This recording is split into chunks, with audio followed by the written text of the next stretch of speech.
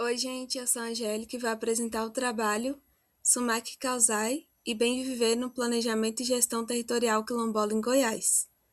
A atuação do Laboratório Periférico no Território Calunga e no Quilombo Mesquita. Esse trabalho é fruto da articulação entre o Grupo de Pesquisa e Extensão Periférico, Laboratório de Assessoria Sociotécnica da Faculdade de Arquitetura da UNB, e o projeto de pesquisa e curso de extensão Sumac Causai Bem Viver, Culturas Insubordinadas e Invisibilizadas da América Latina em suas vozes pela cultura de paz. O curso e a pesquisa partem do reconhecimento da necessidade urgente de construir um campo investigativo que integre os saberes ancestrais e cosmologias dos povos originários afrodescendentes e quilombolas com referenciais críticos da produção acadêmica contemporânea, pois esses povos oferecem epistemologias próprias que contribuem para enfrentar a crise civilizatória e socioambiental. Então, o Sumac Causai, ou o Bem Viver, se torna a base central porque propõe uma concepção de vida baseada na harmonia entre as pessoas, entre a natureza, a ancestralidade e a coletividade, constituindo uma alternativa ao modelo desenvolvimentista hegemônico. E isso quer dizer que o Sumac Causai Bem Viver seriam os modos de vida das comunidades quilombolas indígenas, pois elas trazem relações de cuidado com o meio ambiente, conexão intrínseca com a terra, solidariedade comunitária e uma valorização da memória ancestral pela transmissão de saberes.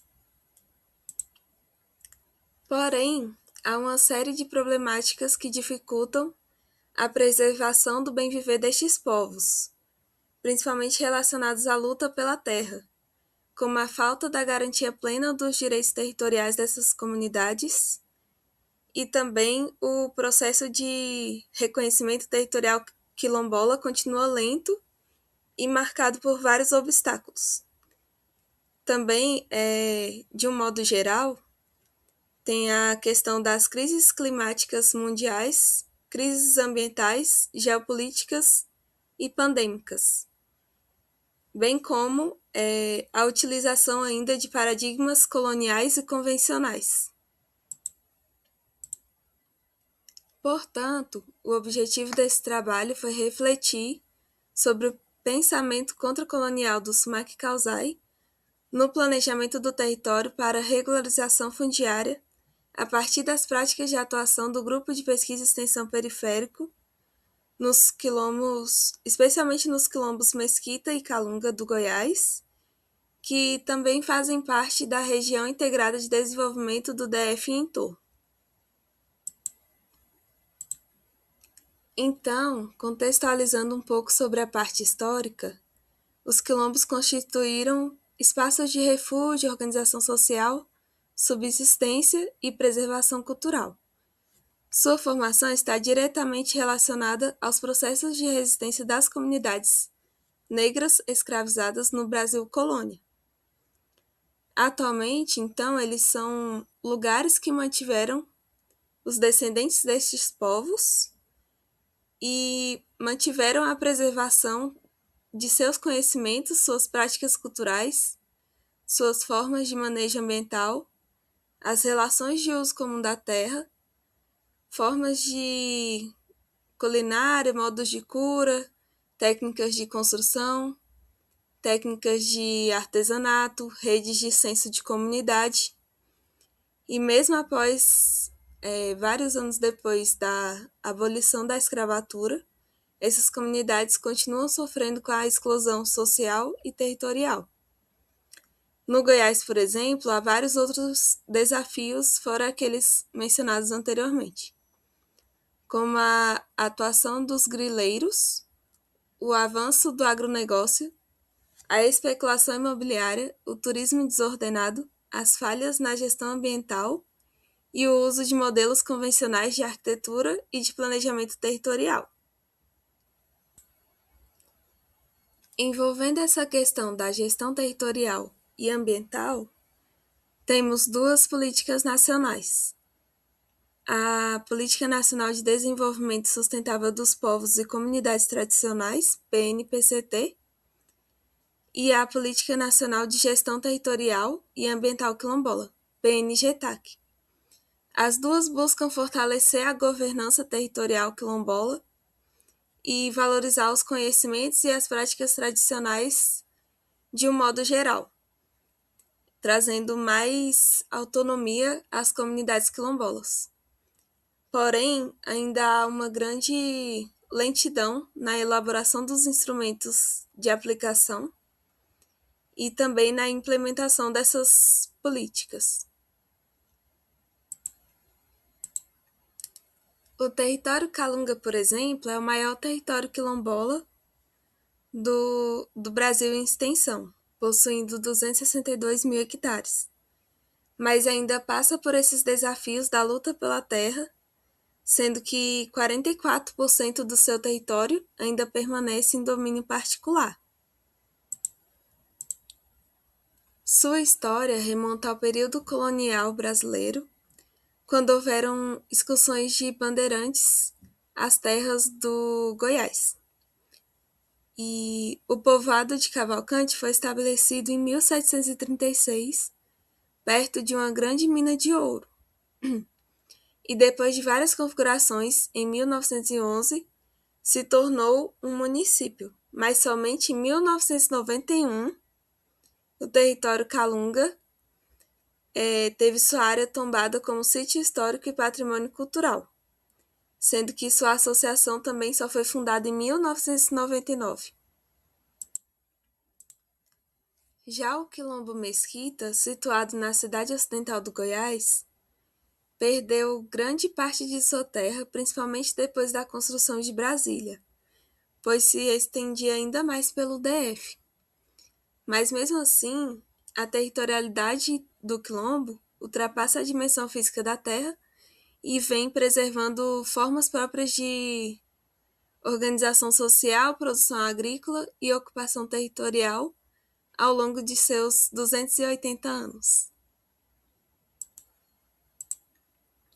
Em 2018, passou por um momento crítico em que tentaram diminuir mais ainda o território, evidenciando também conflitos na gestão comunitária e política. Mas as coisas foram se resolvendo com a criação de uma associação constituída exclusivamente por quilombolas e também, finalmente, com a conquista da sentença do processo de titulação, que saiu no ano passado. Então, o contexto vai mostrando a importância da gente se apoiar nos aspectos teóricos da contracolonialidade, que busca resgatar e valorizar as práticas e os saberes dos povos quilombolas indígenas, das epistemologias do Sul, que defende a ecologia de saberes, e do bem viver, que corresponde a uma experiência coletiva de equilíbrio entre seres humanos, natureza e espiritualidade.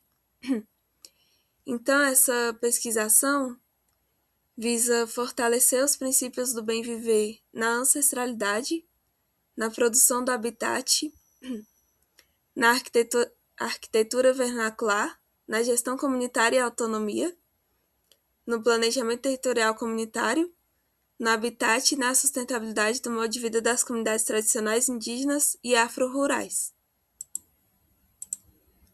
Isso se conecta perfeitamente ao curso que nós tivemos esse ano, que envolvia todos esses assuntos do bem viver, das cosmologias e da decolonialidade, e que permitiu que as próprias pessoas das comunidades ministrassem as aulas para pessoas do Brasil todo, comprovando que a gente deve elaborar planejamentos territoriais contracoloniais, pensando na gestão do território a partir das experiências, das memórias, das cosmologias e formas próprias de organização dos povos e comunidades tradicionais. para fortalecer as ações coletivas de defesa territorial, a autonomia, a articulação entre os saberes locais, as práticas comunitárias de uso e manejo do território, a valorização da agroecologia e da biodiversidade, a transmissão dos saberes e também promover a articulação entre o PNPCT e o PNGTAC. A fim de chegar nesses objetivos, a gente segue a pesquisação e a assessoria sociotécnica a partir da metodologia participativa do Laboratório Periférico, que tem como uma das bases a integração entre os princípios da sustentabilidade das 4 dimensões a códigos geradores de processos ou padrões. Esses padrões, representados aqui nessas ilustrações, são códigos que demonstram a riqueza dos saberes presentes nos territórios e propõem sua preservação. Então, eles estão alinhados às perspectivas fundamentadas nas epistemologias do Sul, no bem viver e nas abordagens decoloniais apresentadas. Primeiramente, o periférico faz uma análise do existente conforme as dimensões da sustentabilidade, depois elabora e sistematiza esses padrões espaciais e de acontecimentos, realiza oficinas participativas utilizando os padrões em formato de cartinhas, une os padrões na construção de cenários alternativos e, por fim, faz uma devolutiva à comunidade com a entrega do caderno completo. O periférico tem 10 anos de história e, com essa metodologia, busca garantir o acesso de comunidades periféricas, assentados indígenas, quilombolas e camponeses à assessoria sociotécnica de profissionais de arquitetura e urbanismo, enaltecendo a participação ativa das pessoas do território no processo de projeto. Agora, resumindo então, as comunidades quilombolas indígenas possuem formas próprias de ocupação, organização social e visões de mundo construídas a partir de seus ancestrais. E o bem viver contribui para a compreensão baseada na harmonia entre a comunidade, o território e a natureza. E essa questão do bem viver das comunidades analisadas nesse trabalho, por exemplo, traz então uma outra configuração e significado de habitat.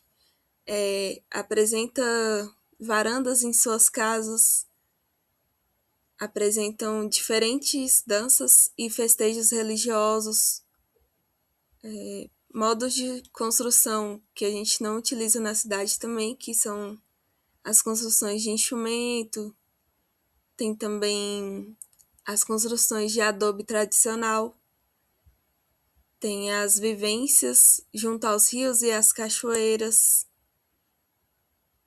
No Mesquita, por exemplo, tem a organização pelos núcleos familiares. No geral, tem o uso de fornos e fogões a lenha. E tem formas diferentes de culinária, como a fabricação desse doce da marmelada do Mesquita. E aí, então, esses padrões espaciais vão traduzindo todos esses modos de vida diferentes. E a gente utiliza esses dados no desenvolvimento dos planejamentos territoriais. No Quilombo Calunga, a área do Prata foi recentemente retomada, e o líder da associação pediu nosso apoio na elaboração do planejamento territorial. Mas antes disso, eles precisavam de uma construção como marco inicial da retomada. Então, a gente elaborou o projeto do Centro de Atendimento ao Turista, que marca a entrada dessa comunidade. E depois a gente elaborou o planejamento em si, que aí seguiu as demandas da comunidade e o uso dos padrões espaciais. Já no Mesquita, com a aprovação da sentença de titulação, surgiu também a necessidade de um planejamento territorial e de um endereçamento afro-rural com a organização por núcleos familiares, para não perder essa característica rural. Mas essa parte ainda será desenvolvida nas próximas etapas. Então, fechando essa parte com a discussão e as considerações finais, a regularização fundiária deve ser um instrumento central na proteção dos territórios e de suas formas próprias de organização socioespacial, a partir da conexão às suas cosmovisões, ao bem viver e às políticas nacionais. E os resultados dessa pesquisa do curso Sumac Causai e da atuação do periférico como um todo têm mostrado a relevância das contribuições dos princípios teóricos do bem viver, das epistemologias do Sul e da decolonialidade ao se pensar nos planejamentos territoriais quilombolas, demonstrando o quanto esses planejamentos devem ser sensíveis às especificidades e à territorialidade quilombola, sendo que também a metodologia dos padrões permite conciliar bem todos esses aspectos. Porém, a efetivação da valorização dessas abordagens também dependem de maior articulação com políticas públicas no geral. Depende também da participação da comunidade nos processos de projeto e do reconhecimento dos saberes ancestrais como fundamentais para a construção de futuros mais justos e sustentáveis. E aqui tem algumas das referências bibliográficas.